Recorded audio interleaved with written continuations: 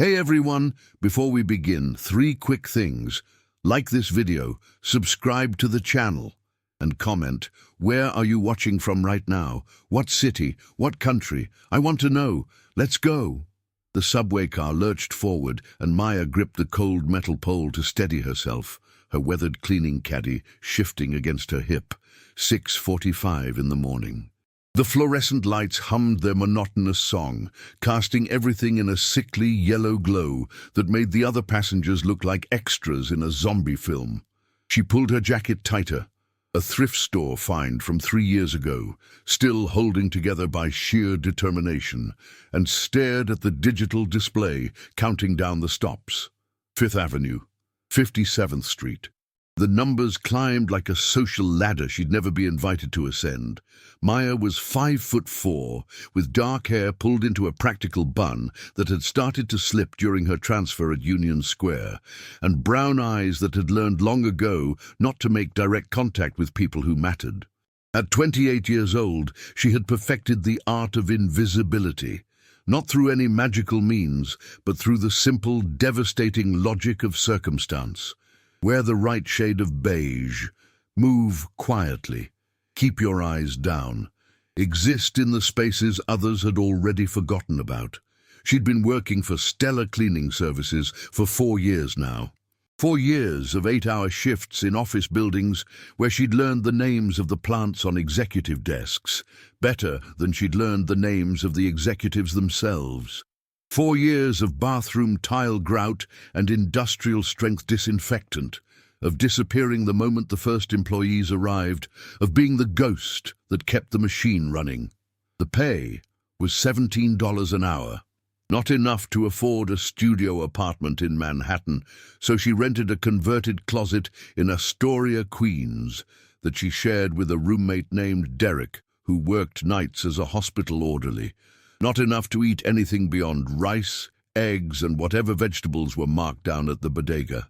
But it was honest work, and Maya had learned that honest work was a privilege many people in this city didn't have. The train screeched to her stop. She gathered her caddy and moved toward the doors with practiced efficiency, merging seamlessly into the river of humanity that poured onto the platform. By the time she reached the Whitmore building on 5th Avenue, the sun was creeping over the Manhattan skyline, turning the glass towers into burnished gold. It was beautiful in a way that made her chest ache. This city, with all its indifference and grandeur. Maya had moved here at 23 with a degree in art history from a state university and dreams of working in museums. Instead, she'd discovered that dreams required connections, internships, which meant working for free, and a last name that opened doors. Her last name, Martinez, opened nothing. The building's service entrance was around the corner, accessed through a narrow alley that smelled faintly of curry and car exhaust. She swiped her key card and entered the staff corridor, where the real machinery of 5th Avenue happened. No marble, no chandeliers, no soft ambient music here, just industrial carpet, fluorescent strips, and the hum of ventilation systems working overtime. Maya changed into her uniform in the small locker room, a black dress that hung loosely on her frame, reinforced with pockets for her supplies. It was functional, designed to be forgettable. She wound her hair tighter into its bun, added a white apron that had been bleached so many times it was almost translucent, and surveyed herself in the mirror. The invisible girl stared back. "You got the penthouse gig tonight?" Maya turned to find Rosa, another cleaner, pulling on her own uniform. Rosa was in her 50s, with steel-gray hair and the weary competence of someone who'd been doing this job longer than Maya had been alive. "The Whitmore penthouse charity thing," Maya confirmed, nodding.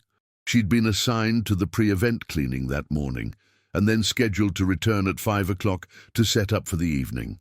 Last-minute staff addition. Apparently the usual crew had called in sick. "Are you going?"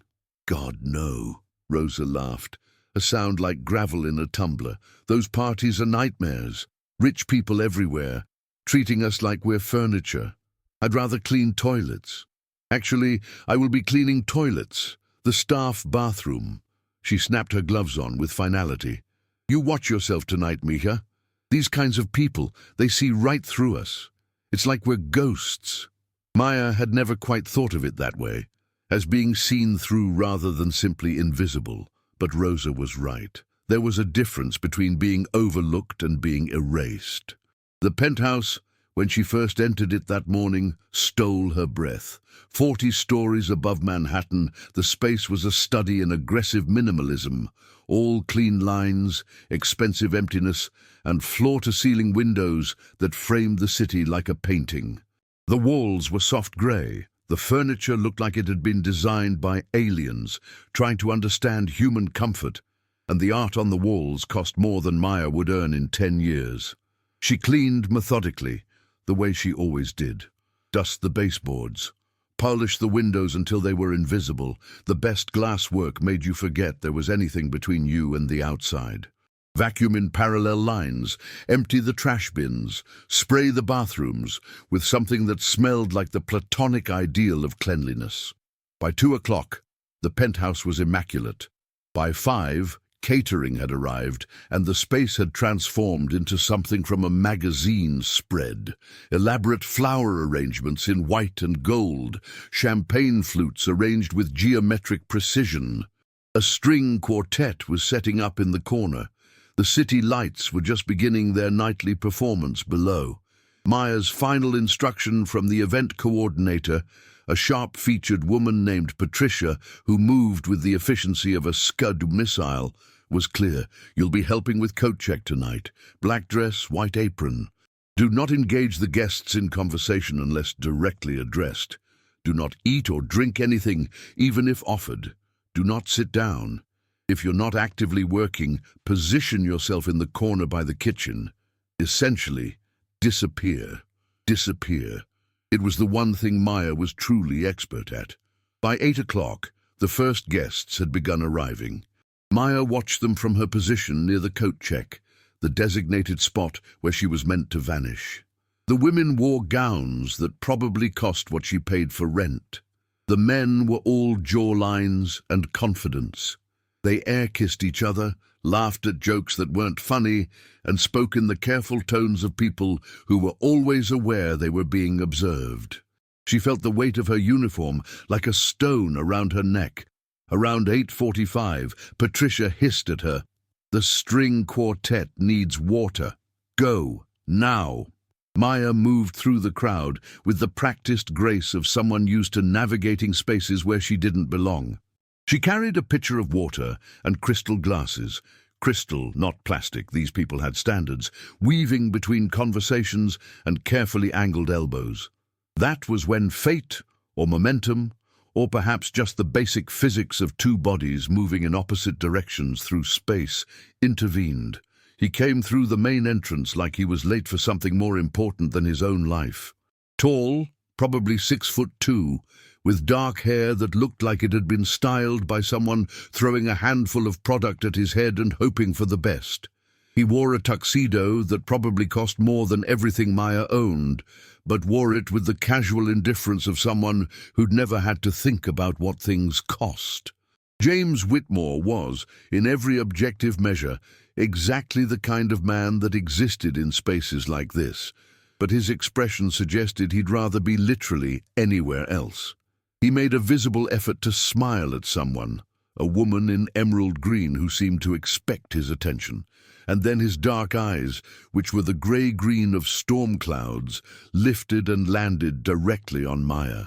It happened in an instant, the kind of moment that changes everything but feels like nothing in real time.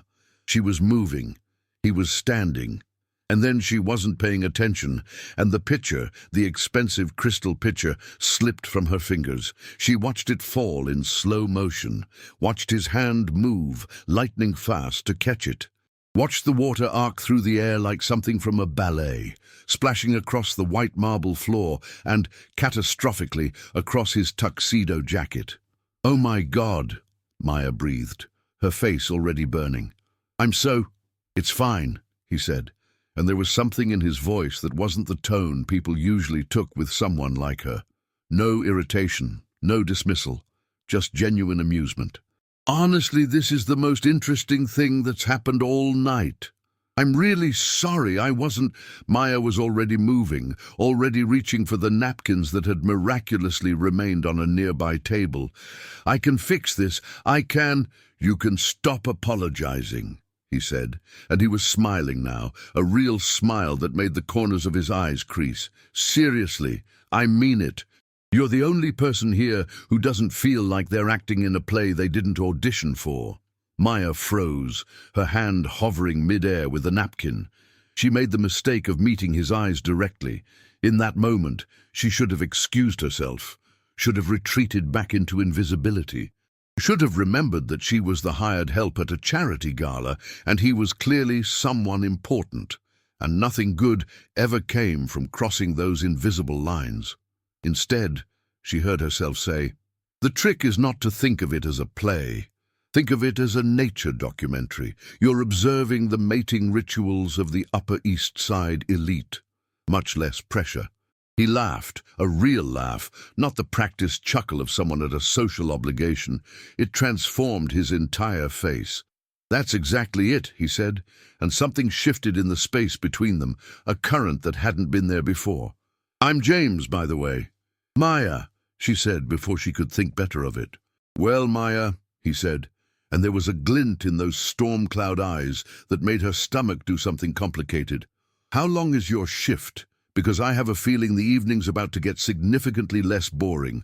It was in that moment, standing in a $5 million penthouse, dripping wet from his own expensive tuxedo, with water still pooling at their feet, that Maya made the choice that would unravel everything. She didn't correct him. Didn't explain that she was staff, that she wasn't supposed to be talking to him at all, that she was wearing a uniform specifically designed to mark her as someone who didn't belong in his world. Instead, she smiled back. "About 4 more hours, she said softly. "Then I guess I'll have to entertain myself until then," he said, his eyes still on hers. "But I have a feeling that's going to be harder than I thought." And there it was, the moment that would divide her life into before and after. The moment when invisibility, for the first time in 4 years, became impossible. Maya didn't know it yet. But this night, this single, perfect, terrible night, was going to change absolutely everything. James Whitmore had not planned to spend the evening talking to a girl in a black uniform. In fact, James Whitmore had not planned to enjoy anything about this evening at all. He'd arrived at his own penthouse. Yes, his penthouse, though he rarely used it for anything other than impressing people he didn't particularly like, with the specific intention of making an appearance, donating a substantial check to whatever charity was currently fashionable, and leaving before the dessert course. His therapist had suggested he try being more present in his life. His ex-wife's lawyer had suggested he give to charity. His business partner had suggested he show his face at events like this so that people remembered he existed outside of boardrooms and conference calls. Everyone had suggestions. No one had suggested he'd meet someone who made him forget why he'd been so determined to hate the evening in the first place. And yet here he was, standing on the terrace of his own penthouse with Maya, who had introduced herself with such natural ease that he genuinely believed she was a guest, watching the city lights shimmer like fallen stars across the Hudson River. "So, let me get this straight," he said, turning to face her. She'd excused herself to change into a dry apron after the water incident, and had returned with her hair slightly loosened, a few dark strands curling against her neck. "You've lived in New York for 5 years. You have a degree in art history, and you've never been to the Met?" "I've been to the Met," Maya protested, but there was a smile playing at the corners of her mouth. "I went once. For free, on a Tuesday when they had suggested admission hours." "That doesn't count," James said, and he was smiling too, that strange, unfamiliar smile that had been happening more frequently in the past 2 hours. "That's like saying you've been to Paris because you drove through the airport." "The Met is the Met," Maya countered, leaning against the terrace railing. The night air was cool, carrying the smell of the city, exhaust and concrete, and the faint perfume of expensive things. I saw the Egyptian wing. I looked at the armor. I spent 45 minutes in front of a Vermeer and forgot that the real world existed. That counts as an experience. 45 minutes? James raised an eyebrow. Which Vermeer? The one with the girl and the pearl earring, Maya said, and something in her expression softened, became less guarded. Everyone knows that one. It's on postcards. But when you see it in person, when you're standing there and you understand that someone mixed those exact pigments by hand and placed them on canvas 350 years ago with the intention of capturing light. She trailed off, seeming to realize she was getting lost in something. "Sorry, I'm boring you." "You're not boring me," James said, and he meant it with an intensity that surprised him. He'd been bored his entire adult life, bored by the predictability of boardrooms, by the transparent ambitions of the women his mother kept trying to set him up with, by the hollow achievement of accumulating more money than he could ever reasonably spend. But this conversation with a girl who apparently thought passion for art was something to apologize for was the opposite of boring. "You're staring at me like I just said something shocking," Maya observed, turning to face him fully. There was amusement in her eyes, but also something more careful, more questioning. "Have you really never met someone who likes art?" "I've met people who like art," James said carefully. "I've met people who like the idea of liking art, the social currency of it, the way it makes them seem cultured at dinner parties. But you actually felt something. I could see it on your face." "That's a weird thing to notice about someone," Maya said. But she wasn't pulling away. She was leaning slightly closer, drawn by the same current that was pulling him toward her. "Maybe I'm a weird person," James replied. There was a moment of silence between them, not uncomfortable, but weighted with the kind of awareness that happens when two people are standing very close and beginning to wonder what it would feel like to stand even closer. Inside, someone was making a speech, James's money presumably being thanked for saving something important. He couldn't hear the words, and he didn't particularly care. "Can I ask you something?" Maya said, breaking the moment, "and you have to answer honestly." "Okay," James said, and he meant it. There was something about her that made him want to be honest in a way that felt dangerously unfamiliar. "What are you actually doing here?" Maya gestured vaguely toward the French doors, where the party continued its glittering dance inside. "And please don't say you wanted to support a good cause. You looked like you wanted to be literally anywhere else when you arrived." James laughed, that same real laugh that had surprised him earlier. "Is it that obvious?" "You looked like you were being led to your own execution," Maya said frankly. "But then your date abandoned you for the Russian oligarch with the Rolex, and you seemed to cheer up slightly." "She wasn't my date," James clarified. "She was someone my mother's friend thought I should get to know, which is code for woman my mother's age thinks is an appropriate breeding partner." "Breeding partner," Maya repeated, and her eyebrows rose. "That's a very romantic way to phrase it." "I'm not a romantic," James said, and then paused. "Actually, I don't know if that's true. I might be.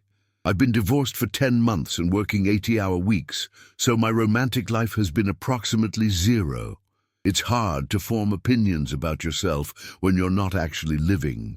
The confession surprised him as much as it seemed to surprise her. He didn't usually talk about the divorce, certainly not to strangers. But Maya didn't feel like a stranger. She felt like someone he'd known for much longer than 2 hours. 10 months, Maya said softly. "That's recent." "It is," James acknowledged, though it was obvious 6 months in that we'd made a mistake. We were too much the same person, ambitious, competitive, completely obsessed with building careers.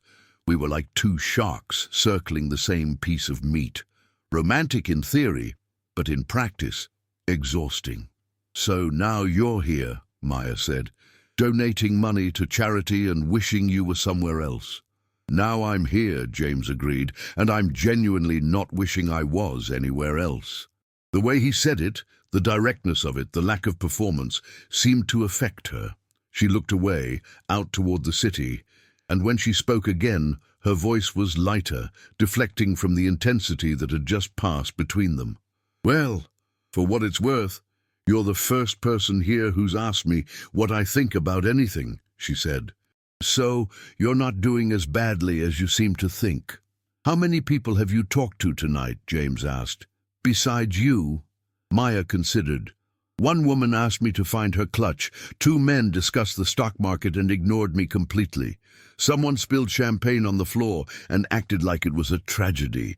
Patricia, the coordinator, told me to smile less because it's unprofessional for service staff." James felt something sharp twist in his chest. "You smile a lot." "I try to," Maya said. "But apparently it makes me seem approachable, which is bad, because it means people might actually want to talk to me. Better to remain stern and intimidating at all times." Udin, there was lightness in how she said it, but he could hear the hurt underneath. He could see the way she'd learned to armor herself with humor against a world that had decided her invisibility was more important than her humanity. "That's bullshit," he said flatly. "That's capitalism," Maya replied, with the weary acceptance of someone who'd made peace with systemic unfairness. "I work for $17 an hour. Smiling isn't in the job description, but not smiling apparently is offensive to the clientele. Can't win either way." James was quiet for a moment, processing this information. $17 an hour. That was... He did the math in his head and felt suddenly, uncomfortably aware of how much money he spent on things without thinking. His personal trainer cost $50 per hour. His weekly coffee budget was probably more than she made in 2 days. "Do you like your job?" he asked. "No," Maya said simply, "but I don't know how to do anything else, so I'm stuck with it." "That's not true," James said. "You have a degree in art history.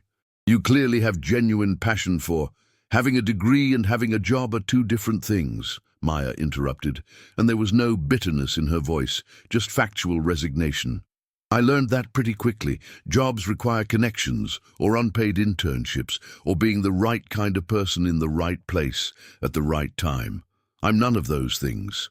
"You seem like the right kind of person to me," James said. Maya turned to look at him, and for just a moment he saw something in her expression that looked like hope.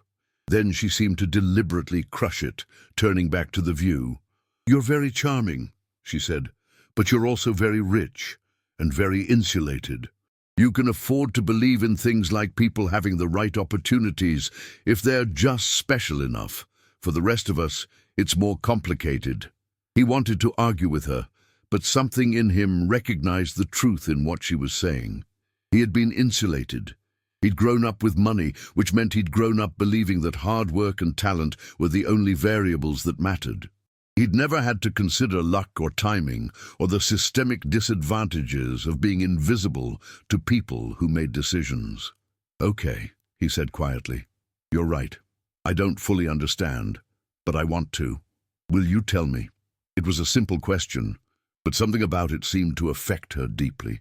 She looked at him for a long moment, and he could see her making a decision, the same decision she'd made earlier when she'd chosen not to correct him about who she was.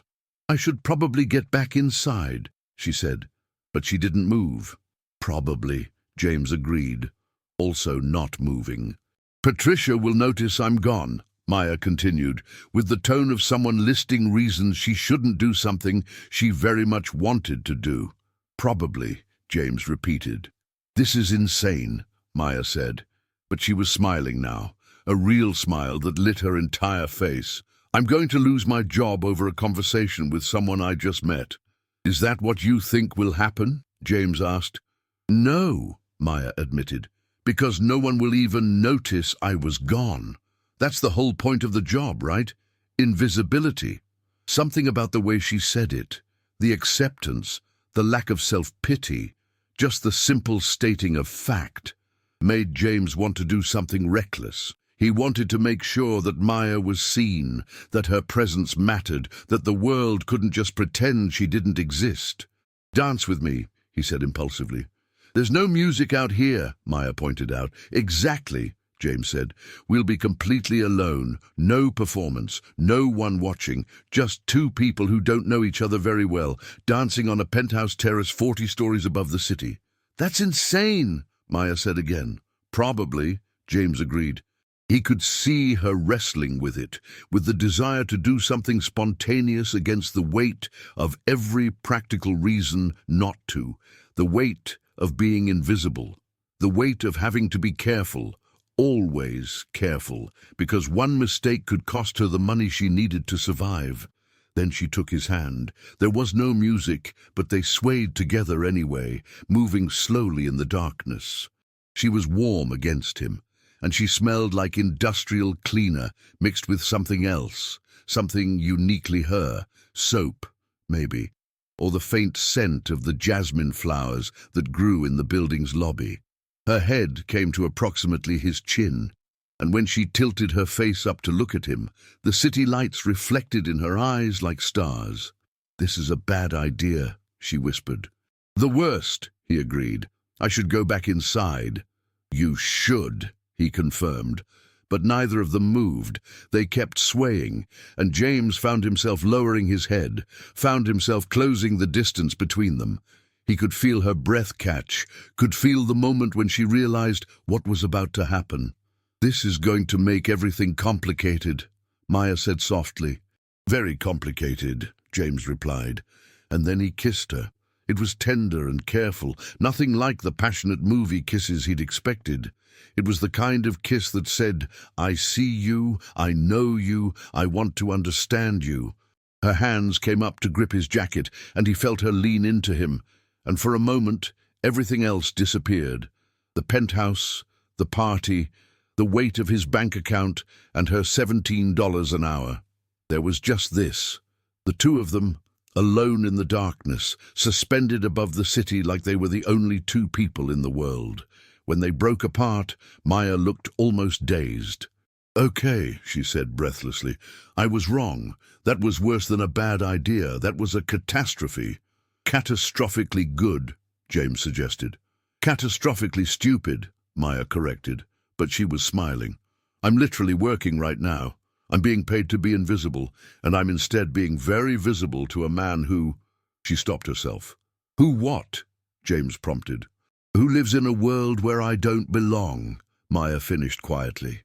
James wanted to argue, wanted to tell her that she belonged anywhere she wanted to belong, that the world that had deemed her invisible was wrong, but he could see the way she was already beginning to retreat, to rebuild the walls of pragmatism and self-protection. "Come back out here when your shift ends," he said instead. "There's a cafe around the corner from the building. They have the best coffee in Manhattan. I'll take you there, and we can continue this conversation somewhere that doesn't involve you being technically employed." Maya was quiet for a long moment. When she spoke, her voice was careful, measured. "What's your last name?" she asked. "Whitmore," James said. "James Whitmore." Something shifted in her expression. Not quite fear, but a kind of realization. The moment when she understood that she'd been flirting with someone important, someone powerful, someone completely outside her sphere. "Whitmore," she repeated. "As in the Whitmore building, the building where I clean."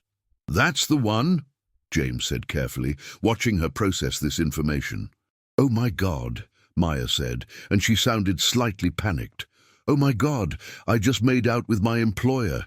Well, not my employer, but my employer's employer, or... Actually, I don't know how corporate structures work, but this is definitely bad." "It's not bad," James said firmly. "It's catastrophically bad," Maya corrected. "You're the owner of the building where I work. You probably own 17 other buildings. You're a billionaire or something." "I'm not a billionaire," James said. "Maybe a quarter billionaire. It's not really a useful number to think about." "A quarter billionaire is still a lot," Maya said, stepping back from him. She looked genuinely upset now, genuinely convinced that this had been a mistake. "This was stupid. I was stupid. I should have just stayed invisible," Maya. I need to go back inside, she said, and the walls were back up, the careful professionalism sliding back into place. Patricia will be looking for me. Thank you for being kind to me, but this needs to stop here. It doesn't have to, James protested. But she was already moving back toward the French doors, already becoming invisible again, and he was realizing with a sickening clarity that he'd made a terrible, wonderful mistake. He'd kissed her without understanding the full weight of the power imbalance between them, without considering how his world might crush her if she let it. She paused at the threshold, looking back at him. When you look back on tonight, she said softly, please remember that I told you this was a bad idea from the beginning. Please remember that you're the one who pushed it. And then she was gone, slipping back into the party, disappearing into the crowd with the practiced ease of someone who'd made a career of becoming invisible. James stood alone on the terrace, 40 stories above the city, with the taste of her kiss still on his lips and the terrible understanding that he'd just done something that might hurt her far more than it could ever help her. The next morning, Maya sat in the staff locker room at Stella Cleaning Services with her phone in her hand, staring at a text message she'd received at 3 in the morning. Unknown number. I couldn't sleep. I kept thinking about what you said on the terrace. You were right about the power imbalance. You were right about a lot of things. But I need you to know that what I felt when I kissed you wasn't about power or money or any of that. It was real. Can we talk? She hadn't responded. She'd read it approximately 47 times, had written and deleted 6 different replies, and had finally decided that the safest course of action was to pretend the message didn't exist. It was Tuesday morning. She was back at the Whitmore building, assigned to cleaning the executive offices on the 32nd floor. The irony wasn't lost on her. You okay, mija? Rosa asked, sitting down beside her on the bench. The older woman had a coffee in one hand, and the kind of concerned expression that came from years of watching younger people make mistakes. You look like you haven't slept in a week. Didn't sleep much, Maya admitted, which was technically true. She'd lain awake until 4 in the morning, replaying the kiss approximately 8,000 times, analyzing every moment, examining every way she'd been stupid. Was it the party? Rosa asked, with the tone of someone who already knew the answer. Something happened at the party, didn't it? Maya considered lying. Rosa didn't deserve to be dragged into this, but she also needed to tell someone, and Rosa was the closest thing she had to a friend at work. I met someone, Maya said carefully. At a party where you're supposed to be invisible? Rosa raised an eyebrow. That's already a problem. It got worse, Maya continued. He was nice. He asked me questions like I was actually a person. He kissed me. Rosa's coffee paused halfway to her mouth. He kissed you? At the party? On the terrace? Maya confirmed miserably. And then I found out he owned the building. This building. Probably owns half of Manhattan. Dios mio, Rosa breathed. Maya, what were you thinking? I wasn't thinking, Maya said. That's the problem. I just felt, and now everything's a mess. Is he going to be a problem? Rosa asked, in the careful tone of someone who'd worked enough jobs to understand that this could go several different ways, most of them bad. I don't know, Maya said honestly. He sent me a text message. He wants to talk. And what do you want? Rosa asked. That was the question, wasn't it? What did Maya want? The honest answer was that she wanted him. Wanted the way he'd made her feel like her opinions mattered, like her passion for art wasn't something to apologize for, like she was worth knowing beyond her utility as service staff. But wanting him was a luxury she couldn't afford. I want to do my job and not get fired, Maya said instead. Rosa was quiet for a moment, then, you're going to have to talk to him. Running away never works. Believe me, I've tried. Before Maya could respond, her phone buzzed. A different number this time. Unknown. Unknown number. This is James. I got your number from the building directory. I know you don't want to talk to me, but I'm going to be in the lobby today at noon. If you want to avoid me, I'll stay away. But if there's even a small chance you might want to see me, I'll be there. No pressure, no expectation, just the chance to talk." Maya showed the message to Rosa, who whistled low. "He's persistent," Rosa observed. "I'll give him that." "He's delusional," Maya corrected. "He thinks there's something between us that's worth exploring. But there isn't. There can't be. The second anyone finds out that I let him, it's going to look like I was taking advantage of the situation, like I was trying to use him." "Were you?" Rosa asked pointedly. "No," Maya said firmly. "I was just being stupid." "Then tell him that," Rosa said simply. "Tell him it was a mistake. Tell him you can't do this and mean it. Don't let him convince you that you can have things you're not allowed to have." Maya managed to avoid the lobby at noon by carefully scheduling her work on the 35th floor, as far away from public spaces as possible. She told herself it was the right decision. It was the only decision. But at 5 o'clock, when her shift ended, she found herself walking toward the lobby instead of toward the service exit. He was sitting on one of the expensive modern couches that no one was allowed to actually sit on, dressed in a suit that probably cost more than her monthly rent, looking at his phone. When he saw her, his entire face changed. He stood up so quickly he nearly knocked over a nearby plant. "You came," he said, and there was something in his voice that sounded like relief.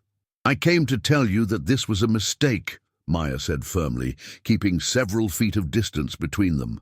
"Last night was a mistake. I was confused and tired, and you were charming, and I made a bad decision. But it's over. It needs to be over."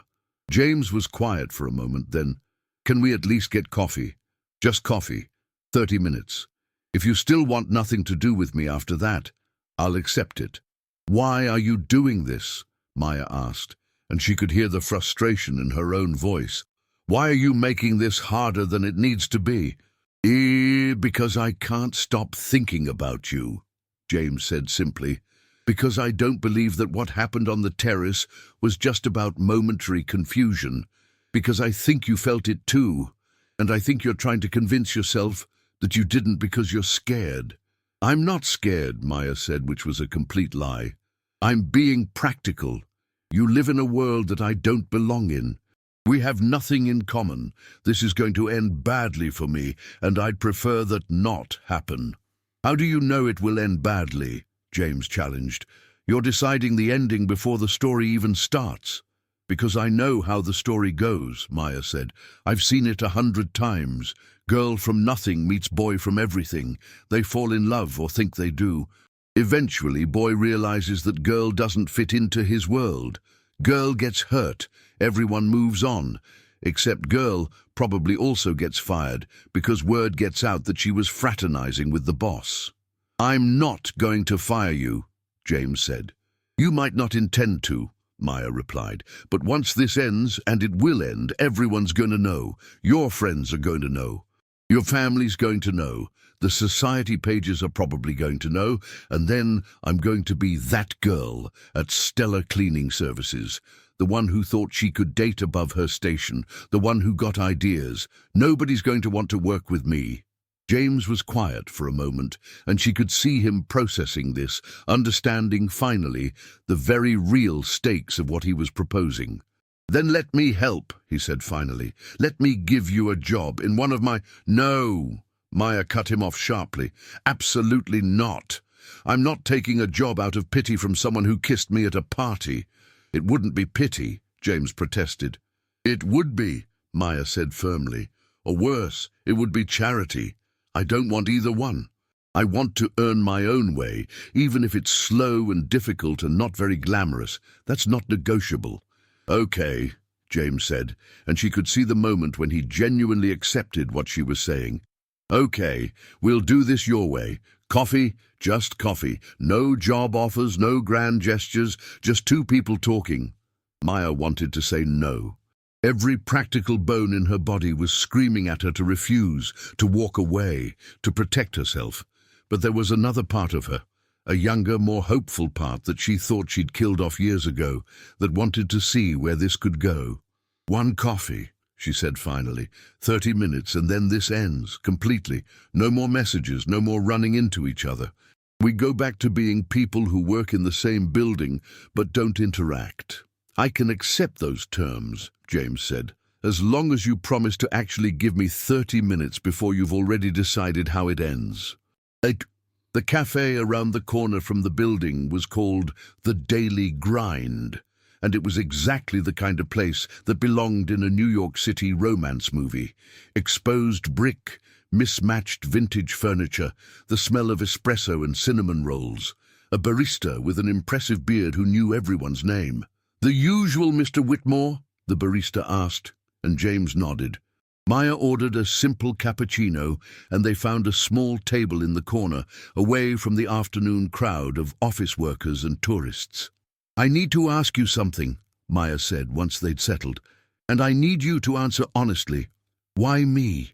There were probably 100 women at that party last night who would have killed for your attention. Women who actually belong in your world. Women who wouldn't come with all these complications." James took a moment to consider the question. He wrapped his hands around his coffee cup, which turned out to be some kind of elaborate macchiato with foam art, and looked at her. "Because you didn't know who I was," he said finally, "or you didn't care. You treated me like I was just a person, not like I was a status symbol or a bank account or a name that could help your career. You made fun of me. You challenged me. You made me laugh when I was determined to hate everything about the evening." He paused. "Also, you were genuinely beautiful when you smiled. Not in the polished, professionally maintained way that people at my mother's parties are beautiful, in the way that suggested you'd actually felt something real." "That's a nice answer," Maya said carefully. "It's a very romantic answer, but it's not going to change the fundamental problem." "Which is," James prompted.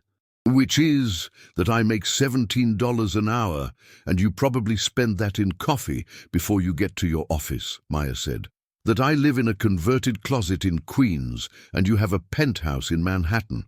That I haven't had a vacation in 4 years, and you probably take multiple international trips annually. That my biggest concern is making rent, and your biggest concern is probably deciding between the Hamptons and Aspen for summer." "You're right," James said, and he said it so matter-of-factly that it took her by surprise. "All of that is true. The wealth gap between us is significant and real and creates legitimate power imbalances that we'd have to navigate very carefully. So then you understand why. But," James continued, "I also think that those things are external circumstances, not fundamental incompatibilities. I think we could figure it out if we both wanted to." "That's very optimistic," Maya said. "It is," James acknowledged. "Probably unrealistically so. But here's what I'm thinking. What if we just try? What if we give it 2 weeks? Just 2 weeks of actually knowing each other, spending time together, seeing if this is real or if it's just the novelty of being someone different from what we usually encounter. 2 weeks. And if at the end of that time you genuinely want nothing to do with me, I'll accept it. No more messages, no more running into each other. You can request a transfer to a different building, and I'll personally make sure it happens." "And what happens if people find out?" Maya asked. "They'll talk," James said simply. "But what they say doesn't have to dictate what we do. Unless you care what they think, more than you care about potentially figuring out if this could work." It was a fair point, and one that Maya had been trying not to examine too closely. She did care what people thought, had spent 4 years perfecting the art of remaining below notice, specifically because being noticed meant being judged. But the girl who'd spent 45 minutes staring at a Vermeer, the girl who'd danced on a terrace with a man she'd just met, the girl who'd kissed him without calculating the consequences, that girl wanted to take the risk. 2 weeks, Maya said finally, but we keep it completely quiet. No one finds out. No telling your friends, no running into each other at work, no public displays of anything. We see each other outside of these buildings, and we keep it secret. 2 weeks, James agreed. Secret. I can do that. And if at the end of 2 weeks We both go back to our separate lives, James finished. I know, I accept it. They sat in silence for a moment, the weight of the agreement settling between them. Maya sipped her cappuccino and realized that Rosa had been right. Talking to him had been necessary, and now she just made what was potentially the stupidest decision of her entire life. When do I see you again? James asked. Tomorrow night, Maya heard herself say. There's a museum having a late opening for members. I can go. Meet me there at 7. Which museum? James asked. The Met, Maya said. I want to go back to the Vermeer. I want to show you why I spent 45 minutes staring at a painting. James smiled, that real smile that transformed his entire face. I'd like that. And later, after she'd returned to her converted closet in Queens, after Derek had left for his hospital shift, Maya sat on her bed and stared at the ceiling and wondered if she'd just made the best or worst decision of her life. Her phone buzzed. A message from James.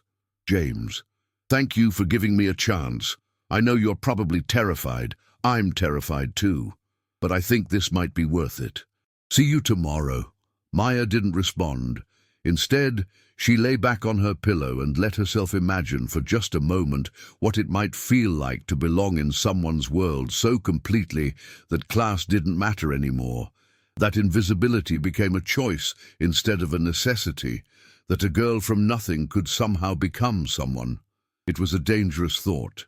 But as she drifted towards sleep, she found herself unable to let it go. The Metropolitan Museum of Art was a cathedral to beauty, and James Whitmore had never felt more out of place in it.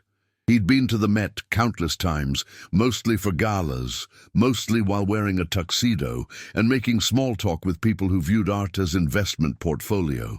But tonight, walking through the marble halls with Maya, he understood for the first time why someone would come here not for social obligation, but for genuine communion with something larger than themselves. She moved through the galleries like she was navigating sacred ground. Her hand was in his, tentatively, as if she expected him to disappear if she held on too tightly. And she was explaining the difference between Renaissance and Baroque with the kind of passion that made her voice catch slightly. The Renaissance believed in perfection, she was saying, guiding him toward the European painting's wing, in balance and order and humanity as the center of everything. But the Baroque understood that perfection was boring. They wanted drama, movement, things that felt alive. They passed through galleries of oil paintings, and James found himself genuinely interested not in the paintings, but in watching Maya engage with them. Her eyes lit up, her shoulders relaxed. She became, in these moments, completely unself-conscious, no longer performing invisibility, no longer calculating what was safe to say. When they reached the Dutch paintings gallery, she pulled him toward a modest-sized canvas hung between two larger works. The Girl with the Pearl Earring. Vermeer's enigmatic masterpiece, the woman with the luminous eyes and the impossible light caught in a piece of jewelry. There, Maya said softly. That's what I was trying to explain to you. They stood in front of it, and James tried to see what she saw. It was beautiful, certainly, the way the light played across the girl's face, the rendering of the pearl itself like a tiny moon suspended against darkness. But more than that, it was intimate. The girl seemed to be looking directly at you, seemed to be sharing a secret, seemed to be asking a question that had no answer. Why does this one particular painting move you so much?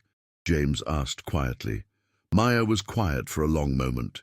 Because she's looking directly at us, she said finally, not away, not pretending we don't exist, looking right at us and making us acknowledge that she's real, that she matters, that her moment, captured in oils and canvas, is worth preserving forever.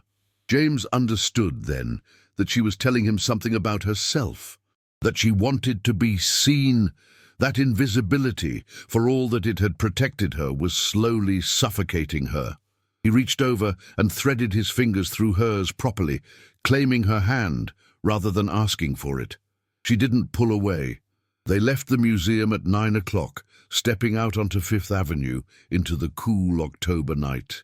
The city was in that magical window between evening and night, when the buildings were lit from within and the streets had cleared slightly, but weren't yet abandoned.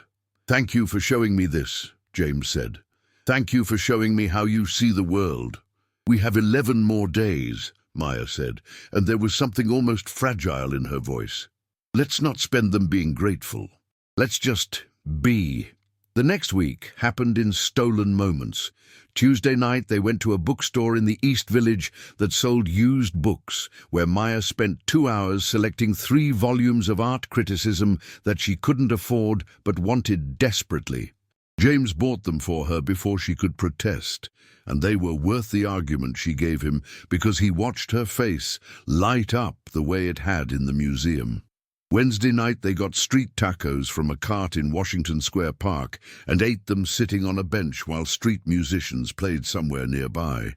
A homeless man asked them for money, and James watched Maya give him the sandwich she'd bought for herself, watched her sit with him for 5 minutes and ask his name, watched her treat him like he mattered. Thursday night they went to a movie in a tiny theater in the West Village that only played obscure European films. Afterward, they walked for hours through neighborhoods that didn't require money to explore, and James realized that Maya had been navigating this city completely differently than he had. He knew it as a collection of restaurants and hotels and places where deals happened. She knew it as an elaborate map of free beauty, parks and waterfronts and architectural details visible from the street, theaters with pay-what-you-wish nights, museums with suggested donations that weren't enforced. "How did you learn all this?" he asked, as they stood on the Brooklyn Bridge watching the skyline light up below them. "Necessity," Maya said simply. "When you don't have money, you learn to find joy in things that don't cost anything. It's actually taught me to appreciate the city more than people who can afford to do whatever they want. You notice more when you're being intentional about it." Friday night, reality began to crack. James was at Maya's apartment in Queens for the first time. It was as cramped as she'd described. A converted closet, basically, with barely enough room for her twin bed and a small desk where she apparently spent hours looking at art books and applying for jobs that never called back. Derek was supposed to be at work, but he came home early with a stomachache. He found James making tea in the tiny kitchenette, and the expression on his face cycled through confusion, recognition, and outrage in approximately 3 seconds. "Are you fucking James Whitmore?" Derek demanded, his voice rising to something close to a shout. "The James Whitmore, the guy who owns like 40 buildings in Manhattan." 23 buildings, James corrected mildly, which was somehow the wrong thing to say, because it confirmed everything. "Maya!" Derek shouted. "Get out here!" She appeared from the bedroom, already wearing the expression of someone who'd been caught doing something incredibly stupid, which was probably accurate. "Derek, let me explain," she started. "Explain what?" Derek interrupted. "That you're dating a billionaire? That you're letting yourself get used by some rich asshole who's going to discard you like everything else he's done?" "I'm not trying to use her," James said calmly, "and I'm not going to discard her." "That's what they all say," Derek snapped. He was in his late 20s, with the exhausted expression of someone who worked night shifts in a hospital and had seen enough human suffering to be cynical about happy endings. "Rich guys like you don't date girls like Maya. You date them and get bored and find someone who fits better in your world." "Maybe," James acknowledged, "but that's not what's happening here." "You don't even know her," Derek said flatly. "You've known her for less than a week. You think 1 week of dates means you understand what her life is actually like? You think 1 week of romance makes you qualified to be part of her world?" "No," James said, and he looked at Maya as he said it. "I think I'm just beginning to understand. And I think Maya deserves the chance to decide for herself whether she wants to let me." Derek looked between them for a long moment, then, "You're an idiot," he told Maya. "And not because he's rich and you're poor. You're an idiot because you're setting yourself up to get hurt, and there's no amount of romantic atmosphere that makes that worth it." He went into the bedroom and slammed the door. The silence that followed was absolute. "I'm sorry," Maya said quietly. "He's not wrong. He's being an asshole about it. But he's not wrong." "Is that what you think?" James asked. "That you're setting yourself up to get hurt?" "I know I am," Maya said. "But I decided I was okay with that, as long as I have these 2 weeks, as long as I get to feel like I matter to someone." "You do matter," James said firmly. "To me, not in the way Derek's worried about, not as some temporary distraction. I'm starting to—" He paused, measuring his words carefully. "I'm starting to care about you. A lot. In ways that scare me." Before Maya could respond, James's phone buzzed. He glanced at it and his entire expression changed. "Mom, saw you at the Met with someone. Dark-haired girl. Not your usual type. Details." His mother, apparently, had either been at the museum or had friends who'd been at the museum or had some kind of network dedicated to tracking his movements. "My mother," James said, showing her the message. "She has a spy network that would impress the CIA." "This is what I was afraid of," Maya said, and she sounded genuinely panicked. "This is exactly what I said would happen. People are going to start knowing, people are going to start talking." "Does it matter?" James asked. "You said you were okay with this." "I'm okay with this if it's just us," Maya said. "I'm not okay with it if it becomes public knowledge. Once that happens, everyone's going to have opinions. Everyone's going to think I'm using you or you're using me or one of us is crazy." Before James could respond, his phone rang. Actually rang, a phone call rather than a message. His mother, clearly feeling that texting wasn't urgent enough. "I have to take this," he said apologetically. He stepped out onto the small balcony overlooking the Queen Street below, and Maya could hear him say, "Hi, Mom. Yes, I was at the Met. No, I can't discuss this right now." She sank onto her bed, her head in her hands, and thought about Derek's words.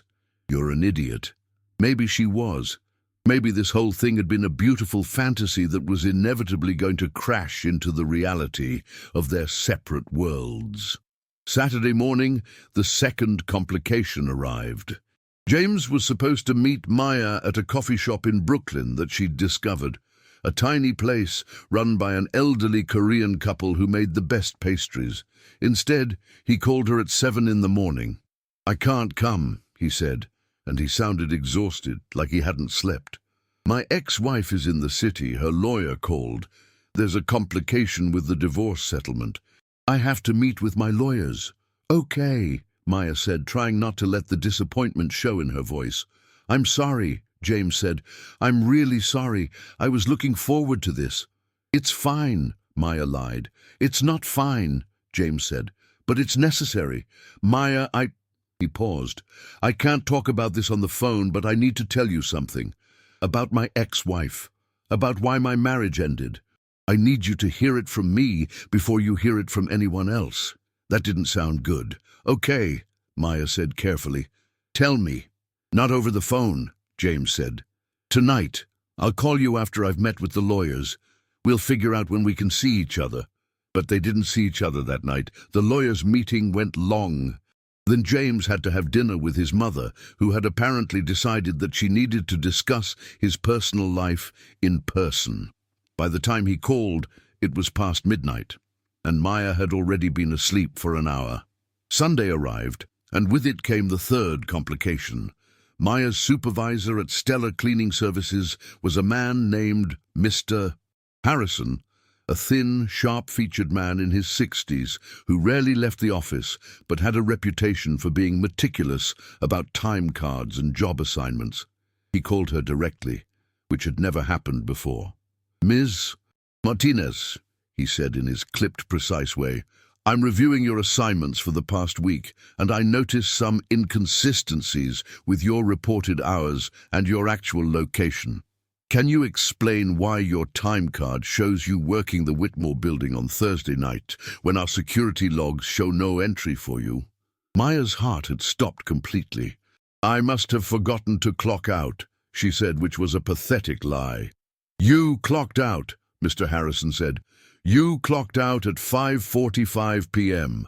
You then somehow teleported because you didn't enter the building until 9 p.m. when you clocked back in for evening maintenance. Care to revise your explanation? This was bad. This was very bad. I took a break, Maya said. I wasn't scheduled for evening maintenance, and I shouldn't have clocked back in. That was my mistake. Did you take that break at the request of someone? Mr. Harrison asked, and his tone suggested he already knew the answer. No, Maya said. It was my own choice. Because, Mr. Harrison continued, I received a call from someone claiming that there was an unauthorized visitor in the building during evening hours. Someone who suggested that a member of our staff might be receiving preferential treatment. I dismissed it as gossip, but now I'm wondering if I was too hasty. There's no preferential treatment, Maya said, which was technically true. James had never asked her to slack off work. She'd made that choice entirely on her own. See that there isn't, Mr. Harrison said. And Ms. Martinez, I'd recommend being more careful about how you spend your free time. This company has a reputation to maintain, and staff who draw attention to themselves tend to find themselves without employment quite quickly. After he hung up, Maya sat frozen at her desk, her mind racing, so people already knew, or at least someone knew, or had suspected, or had seen something. The secret wasn't secret anymore. She texted James, "We need to talk. Call me when you can." He called back within minutes. "What's wrong?" he asked, immediately alert. Maya explained what had happened. She could hear him processing this, could almost see him trying to figure out how to solve a problem that couldn't be solved by money or power. "I'm coming over," he said finally. "No," Maya said. "That's not going to help. If people are already watching, showing up here is going to make it worse." "Then where?" James demanded. "Where can we talk about this without worrying about people seeing us?" "I don't know," Maya said, and she could hear the despair in her own voice. "I don't think there is a place. This was always going to happen. I told you that. I told you this was a bad idea." "It's not a bad idea," James said firmly. "It's just more complicated than we thought." "Complicated doesn't cover it," Maya said. "My job is at risk. Your family is getting involved. Everyone's watching. This was supposed to be 2 weeks of just us. But there's no just us. There's all of this. Then we deal with all of this," James said. "How?" Maya asked. "By what? Going public? Do you understand what happens then? I become the girl who slept with the boss to get ahead. Nobody's going to want to hire me. Every opportunity I ever tried to get will be tainted by people wondering if I earned it, or if I just used sex to get there." "That's not fair," James said. "Life isn't fair," Maya replied. "Welcome to what the rest of us deal with every day." There was silence on the other end of the line. When James spoke again, his voice was careful. "What do you want to do?" he asked. Maya wanted to say that she wanted to stay in the fantasy, to keep pretending that they could make this work. But she was a practical person, and practicality told her that they'd reached the point where fantasy had to give way to reality. "I think we need to consider that maybe Derek was right," she said quietly. "Maybe we were just caught up in something that felt special but doesn't actually work in the real world." "Do you actually believe that?" James asked. "No," Maya admitted, "but I think I need to. I think we need to. Because if we don't, this is just going to get messier and hurt worse when it inevitably falls apart." "We have 4 more days," James said. "You promised me 2 weeks. Things have changed," Maya said. "We're not going to be able to keep this secret anymore, and once it's public, everything's going to change." "Then let's get ahead of it," James said. "Let's tell people, let's make this our choice, instead of letting it become something that's forced on us." "That's easy for you to say," Maya said. "You have money and power and a name that people respect. Announcing that you're dating your cleaning lady is a funny story for you. For me, it's career suicide." "Then let me help." "No," Maya cut him off. No more helping, no more grand gestures, no more trying to solve this with money or connections or whatever you think is going to make it better. The only thing that's going to make this better is for us to accept that this doesn't work, that we're too different, that we were living in a fantasy. I don't believe that, James said flatly.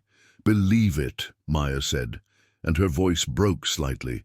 Because I can't do this anymore. I can't keep pretending that everything's going to be fine. I can't keep risking my job and my reputation and my entire future on something that was always going to end badly. I'm sorry. I'm really sorry. But I think we need to stop. She hung up before he could respond. Then she turned off her phone, set it face down on her desk, and allowed herself to cry for the first time since that night at the penthouse. That beautiful, terrible night that had started everything. 3 days of silence felt like 3 years. Maya returned to work on Tuesday morning with the intention of disappearing so thoroughly that she'd make her previous invisibility seem like amateur hour. She arrived early, stayed late, kept her eyes down, and spoke to no one. During her lunch break, she sat in the locker room and ate a sandwich that tasted like cardboard, while trying very hard not to think about James. It wasn't working. He'd texted 17 times, called 4 times. She'd blocked his number, which probably wasn't the most mature response, but it felt necessary for her survival. Every message was a temptation to reconsider, to believe that somehow they could make this work, and she couldn't afford to believe that anymore. Rosa found her in the locker room on Wednesday afternoon. "You look like you got hit by a truck," Rosa observed, settling beside her on the bench, with the kind of familiarity that came from knowing someone's deepest mistakes. "I'm fine," Maya said, which was obviously a lie because her eyes were red, and she hadn't slept properly in 3 days. "You're not fine," Rosa said firmly. "You ended things with the rich guy, didn't you?" "It was never really a thing," Maya said, echoing the lie she'd been telling herself. "It was just a moment. A temporary moment that got out of hand." "Did it feel temporary when it was happening?" Rosa asked. Maya didn't answer, which was answer enough. "Listen to me," Rosa said, and her voice took on the weight of someone who'd lived through enough pain to recognize it in others. "I've been working in this city for 30 years. You know what I've learned? The biggest mistakes people make aren't the ones where they try something risky and fail. The biggest mistakes are the ones where they don't try at all, where they let fear make decisions for them." "This isn't about fear," Maya said. "This is about being realistic." "This is about fear dressed up as realism," Rosa corrected, "and it's making you miserable." Before Maya could respond, her phone buzzed. A call from Mr. Harrison.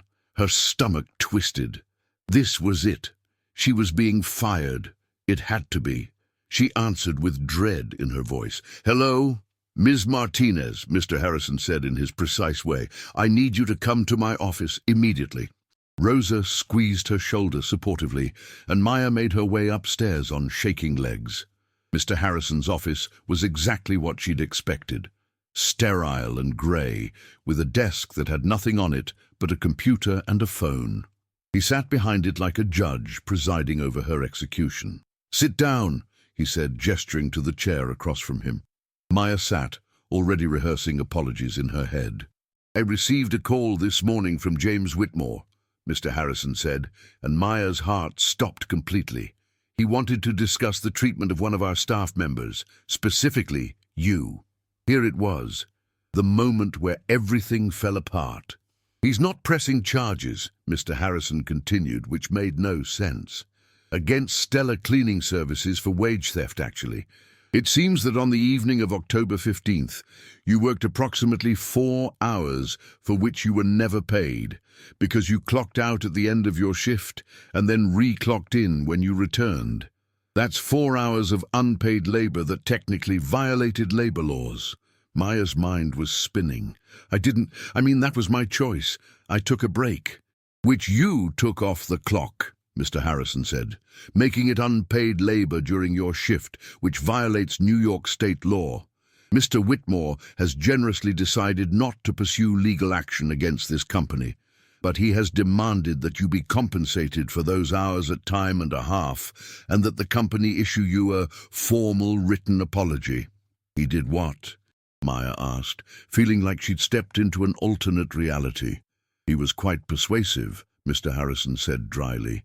"He informed me that if we didn't comply, he would be filing complaints with the Department of Labor and the Better Business Bureau regarding various practices at Stellar Cleaning Services. He seemed to have documentation. I'm not sure how he obtained documentation of our practices, but he was very thorough." Maya realized, with a sinking feeling, exactly how James had obtained that documentation. He'd investigated. He'd probably hired lawyers or private investigators or whatever tools rich people use to gather information. "Additionally," Mr. Harrison continued, "he's offered to hire you directly for a position at one of his buildings. Event coordination and curation. It appears he's aware of your degree in art history. The position would pay $60,000 per year." Maya felt the room tilt slightly. "I can't accept that." "Why not?" Mr. Harrison asked, genuinely curious. "Because he's doing it because he cares about me," Maya's brain supplied. "Because he doesn't know how to let me go. Because he's trying to solve my problems with money, because he doesn't understand that that's not how this works. Because he's doing it.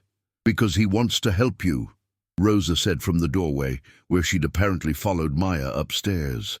"And you're too proud to let him." Both Maya and Mr. Harrison turned to stare at Rosa, who shrugged unapologetically. "I'm sorry. I know I'm not supposed to be here," Rosa continued, "but this girl is about to make the biggest mistake of her life, and someone needs to say something. Mr. Harrison, if you don't mind, I'm going to speak frankly with my colleague." Mr. Harrison looked at her for a moment, then said, "5 minutes," and gestured for her to proceed. Rosa pulled a chair close to Maya's and sat down. "That man," Rosa said firmly, pointing in the direction of Whitmore Building, "is trying to tell you that he loves you, and you're going to throw it away because you're scared." "He doesn't love me," Maya said. "He barely knows me. He knows you well enough to investigate labor law violations on your behalf," Rosa pointed out. "He knows you well enough to negotiate a better job for you. He knows you well enough to fight for you when you've told him to leave you alone. That sounds like love to me." "That's interference," Maya said. "That's him using his power to force his way back into my life. That's him refusing to accept that you've decided your fear is more important than what you feel for each other," Rosa corrected. "Listen to me, Mika. I've seen a lot of relationships in my time. The ones that survive aren't the ones where people never have problems. They're the ones where at least one person is willing to keep fighting even when the other person is trying to give up." "But I can't accept the job," Maya protested. "If I accept the job, people are going to say I slept with him to get ahead." "People are going to say that anyway," Rosa said bluntly. "Once the rumor starts, it's out there. You might as well get the job out of it at least. And eventually, if you two are real about this, if you actually build something together, people's opinions are going to seem pretty small and insignificant." After Rosa left, Maya sat in Mr. Harrison's office for a long time, staring at the phone number he'd given her, James's personal line. She didn't call it. Instead, she went back to her locker, changed out of her uniform, and went home to Queens. Derek found her sitting on the fire escape of their apartment building, staring out at the Queens skyline as the sun began to set. "I heard you quit," Derek said, sitting down beside her without asking permission. "I didn't quit," Maya said. "I just took a leave of absence while I think about some things." "James Whitmore called me," Derek said, which made Maya's head whip around in shock. "He apologized for making you fall for him, for complicating your life, for being rich and privileged and not fully understanding the position he was putting you in. He apologized for like 45 minutes straight. I actually felt bad for the guy." "He called you?" Maya repeated. "Yeah," Derek confirmed. "He wanted to know if you were okay, wanted to know if there was anything he could do. I told him that the only thing he could do was stop calling you and give you space to decide what you actually wanted. instead of what you thought you should want. Good advice, Maya said. It wasn't advice, Derek corrected. It was what I wanted to believe, but I've been thinking about it, and I think I was wrong. I think you were happy with him, in a way I haven't seen you happy in a long time, and I think you're being an asshole to both of you by pretending that's not true. It's not that simple, Maya said. It actually kind of is, Derek replied. Do you love him? I barely know him, Maya said, which wasn't an answer. Do you love him? Derek repeated more forcefully. Maya looked out at the city, at the buildings that James owned, at the streets she'd walked with him, at the impossible, terrifying, wonderful reality that she'd been running from. Yes, she admitted finally. I think I do. Which is the problem? That's not a problem, Derek said. That's the solution. The next morning, Maya did something she'd never done before. She took her best dress, the one she saved for job interviews that never called back, and she went to the Whitmore building. She took the main entrance, not the service entrance. She walked past the security desk and into the elevator like she had every right to be there, and she went all the way to the penthouse. James opened the door himself, and she could see the exact moment when he went from shocked to trying very hard not to hope too much. Hi, he said carefully. Hi, Maya replied. Can we talk? They sat on the floor of his penthouse, against the enormous windows that overlooked the city, with the lights of Manhattan twinkling below them, like a promise that anything was possible. I'm sorry for shutting you out, Maya said. I was scared. I was scared that you were doing this because you felt obligated, or because you thought you could fix me, or because the chase was more exciting than actually knowing me. Is that what you thought? James asked quietly. I was afraid to think anything else, Maya admitted. Because if you actually cared about me, the real me, not the fantasy version you created, then I was going to have to acknowledge that I cared about you too. And caring about you is terrifying. Why? James asked. Because you have the power to hurt me in ways I can't protect myself from, Maya said. Because your world is so different from mine that I don't understand the rules. Because eventually you're going to realize that dating a girl who cleans offices isn't as romantic as you thought it was, and you're going to want someone who fits better into your life. I don't want someone who fits into my life, James said firmly. I want you. The person who cared enough about a homeless man to give him her lunch. The person who spent 45 minutes in front of a painting because she genuinely felt something. The person who was brave enough to dance with me on a terrace even though you knew it was going to complicate everything. That's the girl I want. But what about the job? Maya asked. The one you offered me. That's real, James said. I did some investigating, and I found out that Stella has been systematically underpaying employees and violating labor laws for years. I hired a lawyer, and we're in the process of building a case against them. But I also found out that you have genuine expertise in art curation, and I have 5 buildings that need updated designs and cultural programming. So the job offer was partly leverage against the company, and partly me actually wanting to hire you because I think you'd be amazing at it. But you don't have to take it. You don't have to take anything from me that you don't want to take. I want to take the job, Maya said slowly, not because I need you to save me, but because I want it. I want a job where I use my degree. I want to work with you. I want to see if this can actually work when it's not based on secret meetings and stolen time. Yeah? James asked, and his entire face transformed with hope. Yeah, Maya confirmed, but we're doing this publicly. No more secrets. If people talk, they talk. If my family has opinions, they have opinions. We're just going to deal with it as it comes. I can do that, James said. As long as you understand that I'm completely prepared for my mother to have 17 different opinions and several spreadsheets about why this is either the best or worst decision I've ever made. Maya laughed. A real laugh, the kind she hadn't managed in 3 days. There's something I need to tell you, James said, and his expression became more serious. About my ex-wife, about why she really came back to New York. Okay, Maya said cautiously. She came back because her new husband, she got married again 6 months after our divorce was finalized, got a job with a venture capital firm here, James explained. But while she was here, she found out about you. She actually called me and asked me about you because apparently she'd heard through the society grapevine that I was seeing someone. And you know what she said? What? Maya asked. She said she was happy for me, James said. She said that I seemed different in the way I talked about you, that I actually sounded like I cared about something besides work and money. And then she said that was the thing she'd always regretted about our marriage, that we were too similar, too ambitious, too driven by success. She said she thought you seemed different, that you seemed real.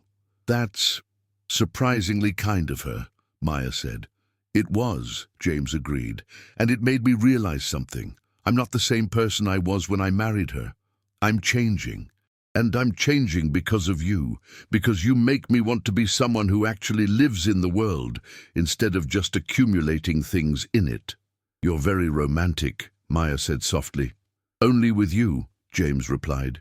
He kissed her then, gently and carefully, like he was asking permission and receiving it all at once. When they broke apart, Maya rested her forehead against his. We're going to have to tell people, she said. Tomorrow, James agreed. But tonight, can we just be us in this apartment above this city without worrying about what anyone else thinks? Yeah, Maya said. Tonight, we can do that. They spent the rest of the night talking, really talking, about their childhoods and their dreams and the things they were afraid of. Maya told him about her parents, who'd worked in factories their entire lives and had always told her she could do better. James told him about the pressure he'd felt growing up to justify the family money, to prove he deserved to have it. By the time the sun came up over Manhattan, they'd told each other the truth. Not the fantasy version they'd created on the terrace, but the real truth. And it was better than the fantasy because it was real. The announcement came on a Tuesday morning via a carefully worded press release that James's publicist had helped craft. It was simple, elegant, and designed to head off the inevitable gossip before it could metastasize into something uglier. Statement from James Whitmore. I am pleased to announce that Maya Martinez has joined Whitmore Properties as Director of Cultural Programming and Curatorial Services. In this role, she will oversee the design and implementation of art installations, cultural events, and community programming across our portfolio of buildings. Additionally, I am honored to announce that Maya and I have begun a personal relationship. We ask for privacy as we navigate this development, and we appreciate your understanding and discretion. Maya had read it approximately 400 times before it went out, and she still felt like she was going to throw up. You're going to be fine, James said for the 80th time that morning. They were sitting in his office on the 42nd floor of the Whitmore building. His actual office, not his penthouse, which felt like a significant statement in itself. The morning sun was streaming through floor-to-ceiling windows, illuminating the city below. Your mother is going to hate me, Maya said, which was the core anxiety underneath all the other anxieties. My mother will come around, James said, though he didn't sound entirely confident about this. Eventually, possibly by Christmas, or maybe not until next Christmas. That's not reassuring, Maya pointed out. I'm not trying to reassure you, James said, coming around the desk to pull her up from the chair. I'm trying to be honest. My mother is a formidable woman with very specific ideas about what my life should look like. You don't fit those ideas, but I've stopped caring about fitting my mother's ideas. When did that happen? Maya asked. Around the moment I realized that fitting her ideas meant I was living a life that didn't actually make me happy, James said. And then I met you, and I realized that I wanted to be the kind of person who could choose happiness, even if it was unconventional. Before Maya could respond, James's phone buzzed. An email from his mother. Margaret Whitmore. I saw the press release. We need to talk. Lunch. Today, the plaza, 1 o'clock. And bring her. Oh, God, Maya breathed when she read it. She wants to meet me. She absolutely wants to meet you, James confirmed. She's probably going to spend the lunch interrogating you about your intentions, your family background, your financial situation, and your understanding of social protocol. It's going to be deeply uncomfortable. And you're not going to help? Maya asked. I'm not going to help, James agreed. Because you need to know that you can hold your own in that kind of conversation, and you can. You're brilliant and articulate, and you know who you are. My mother is going to try to make you doubt that, and I need to know that you're strong enough to not let her. That's manipulative, Maya said. It is, James acknowledged, but it's also necessary. If we're doing this, and we are if you want to be, then you can't be someone who's intimidated by my mother, or my family, or the world I come from. You have to be someone who's willing to walk into that world and demand to be treated with respect. I don't know if I can do that, Maya admitted. You can, James said simply. You've already done harder things.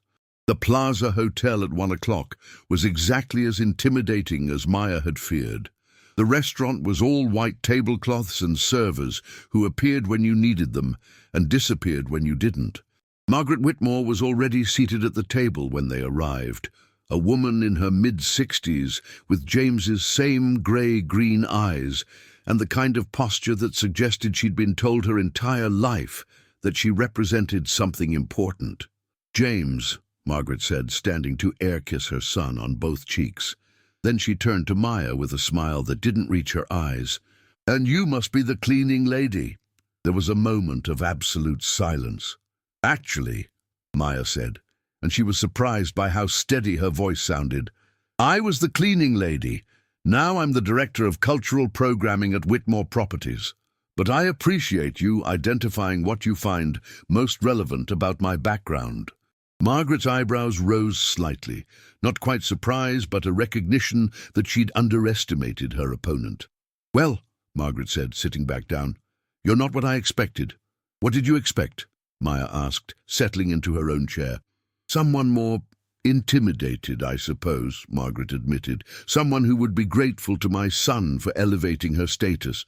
Someone who understood the enormous gap between where she comes from and where she is now. I do understand the gap, Maya said calmly. I live the gap every single day. I grew up in a household where both my parents worked full-time jobs, and we still didn't have enough. I put myself through college while working. I got a degree that didn't immediately result in a job because I didn't have the connections that people in your world have access to from birth.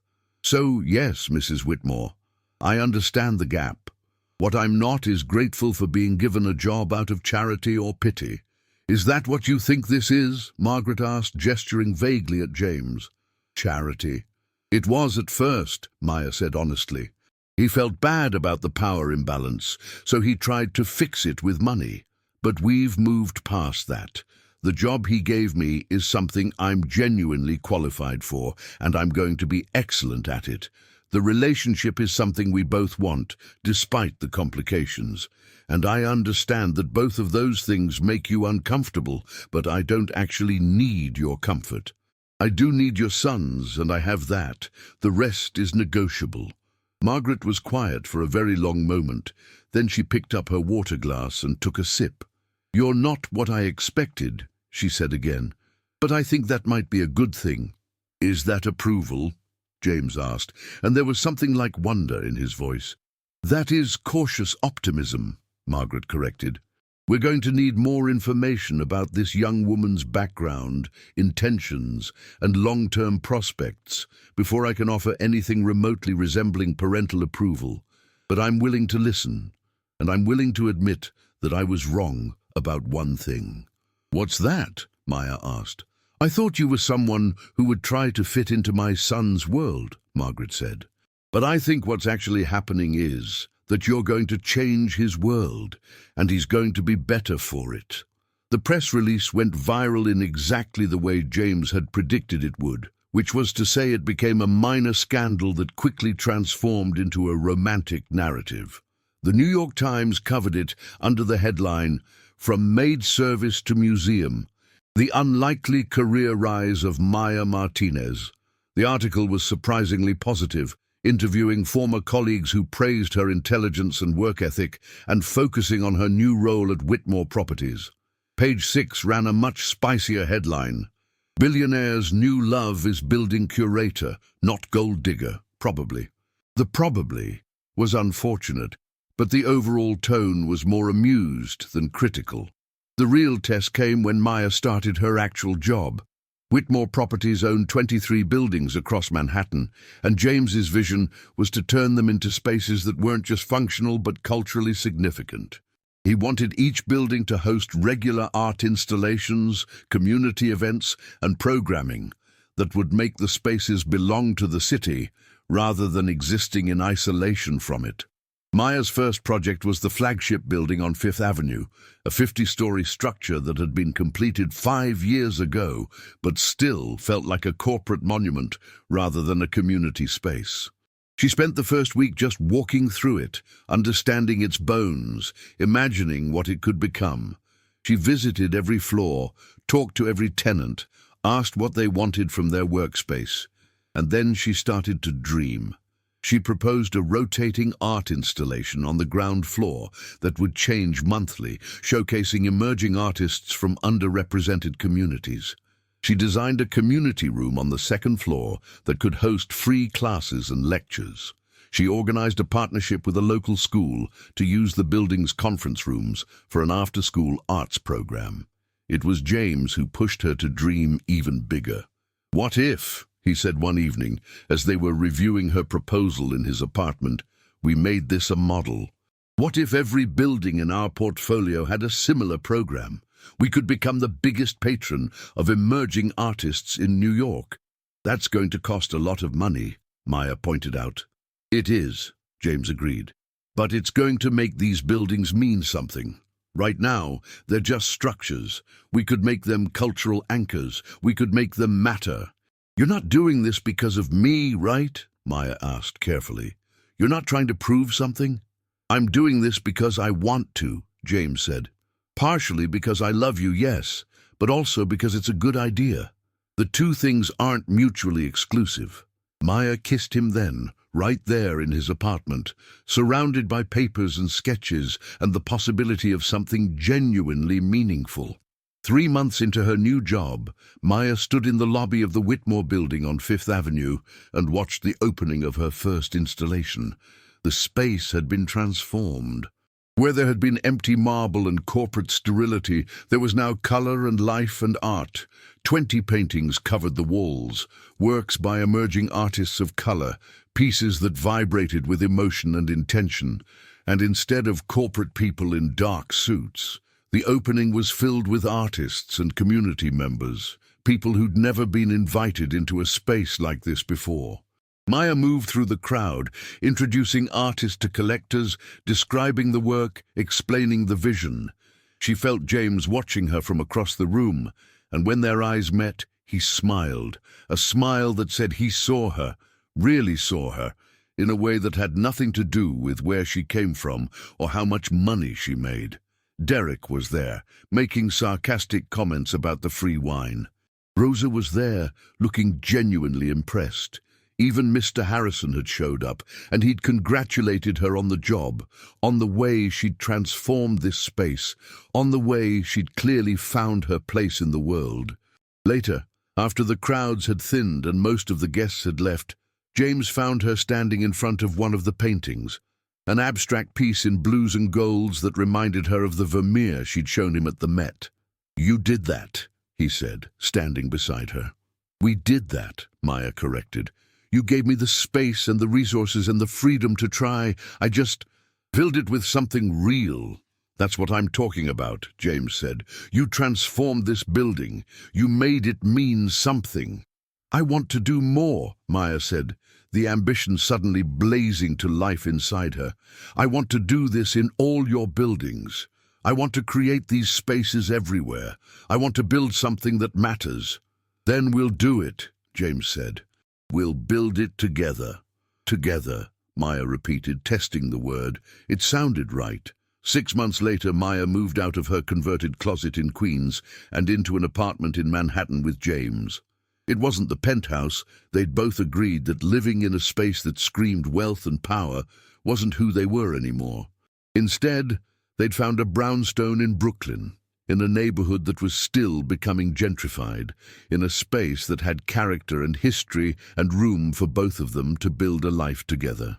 Maya's first move was to fill it with art. Not expensive art necessarily, but pieces that meant something to her, works by artists she'd discovered through her programming. Photographs of places they'd been together, a print of the Vermeer, naturally, hanging in the bedroom, where she could see it first thing in the morning.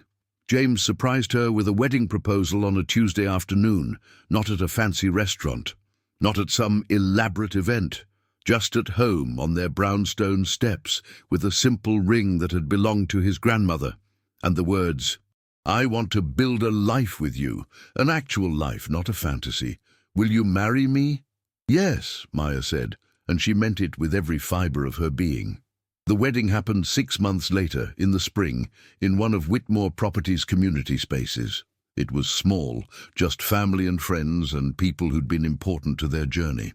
The ceremony was conducted by a friend who'd become a justice of the peace, and they'd written their own vows. When it was James's turn, he looked directly at Maya and said, "I promise to see you, really see you, every single day, to remember what it felt like to meet you on a terrace and discover that you were more real and more beautiful than anyone I'd ever known. To support your dreams, even when they don't require my money or my power, to be someone worthy of the love you're giving me, to build something that matters with you for the rest of my life." When it was Maya's turn, her voice shook slightly. "I promise to never let the gap between us become an excuse for distance," she said, "to keep challenging you when you need challenging, to build something bigger than both of us, to remember that love isn't about saving each other. It's about choosing to be brave together, to choose you every single day for the rest of my life." 2 years later, Maya stood in the lobby of the Whitmore building and looked at what they'd created. The art installation program had expanded to all 23 buildings. The community programming was thriving. Art classes, mentorship programs, employment pathways for young artists. Last month, one of the artists who'd shown their first work in that initial installation had gotten a show at a major gallery. The month before that, 3 teenagers from the after-school program had been accepted to competitive art schools. Maya's salary had tripled. She'd been featured in 3 different design magazines. She'd been invited to speak at conferences about community-centered development. But more importantly, she'd found something that money alone could never buy. A career that meant something. A partner who'd chosen to evolve with her rather than shrink her to fit his world. A life that was genuinely, undeniably, beautifully real. She was walking through the lobby, reviewing plans for a new installation, when she caught her reflection in one of the windows. She looked different now, not because of clothes or money, or the things that had changed externally, but internally. She carried herself differently. She walked like someone who belonged, not because she'd been given permission, but because she'd claimed it. James found her there, staring at her reflection. "You okay?" he asked, slipping an arm around her waist. "I'm more than okay," Maya said. "I'm actually happy, like, genuinely, deeply happy. Not the temporary kind of happy you get from a nice moment. The real kind." "Good," James said, "because I'm happy too, and I think we should have dinner tonight and celebrate." "Celebrate what?" Maya asked. "That we're still here," James said simply. "Still choosing each other, still building something together, still making it work even though everyone said it wouldn't." They walked out of the building together, hand in hand, into the Manhattan evening. The city spread out around them, vast and complicated and full of people with their own stories, their own struggles, their own journeys from nowhere to somewhere. And somewhere in that city was a girl in a black uniform, cleaning office buildings, trying to become invisible so that the world wouldn't hurt her. And somewhere in that city was a man in an expensive suit, trying to fill an emptiness with money and status, because he'd never learned that connection was more valuable than accumulation. But that wasn't Maya and James anymore. They'd found each other at exactly the moment when they both needed to remember what it meant to be real. Epilogue. 5 years after that first night at the penthouse, Maya gave an interview to the New York Times. The headline read, "From Invisibility to Impact: How Maya Martinez Transformed New York's Cultural Landscape." In the article, she talked about her journey, from cleaning offices to directing a cultural programming empire. She talked about her partnership with James, about how their relationship had evolved from something secret and scandalous into something genuine and grounded. She talked about the importance of seeing people who society had made invisible. And the final quote, the one that would end up in collections of inspiring quotes on the internet, was this: "I used to think that the gap between us was insurmountable. I used to think that love only worked between people who came from the same place, wanted the same things, understood each other's worlds. But I've learned that love isn't about sameness. It's about seeing someone truly and being willing to change because of what you see. James didn't save me. He just saw me. And once I was seen, I saved myself." James read it in their brownstone that evening, sitting on the steps where he'd proposed, and he cried a little bit. Not because he was sad, but because she was right. He hadn't saved her. She'd saved him. They'd saved each other over and over again, in small ways and large ways, by choosing to be brave when it would have been easier to be afraid. Later, when Maya came home from work, he was still sitting on the steps. "Hi," she said, sitting down beside him. "Hi," he replied. "Did you see the article?" "I did," Maya confirmed. "How did I do?" "Beautifully," James said. "You were honest and articulate, and you made it sound like we actually know what we're doing." "We don't," Maya pointed out. "We're just making it up as we go." "That's what makes it real," James said. "That's what makes it work." They sat together in the Brooklyn evening, watching the city lights come to life, and they didn't need to say anything else. They'd already said everything that mattered. The girl in the black uniform had learned to be visible. The billionaire in the tailored suit had learned that wealth meant nothing without connection. And somewhere in between, in the messy, complicated, real space where they'd decided to build their lives, they'd found something that storybooks couldn't teach and money couldn't buy. They'd found each other, and they'd found themselves. And they'd learned that the best love stories aren't about grand gestures or impossible romance. They're about seeing someone truly, choosing them anyway, and being brave enough to build something real together.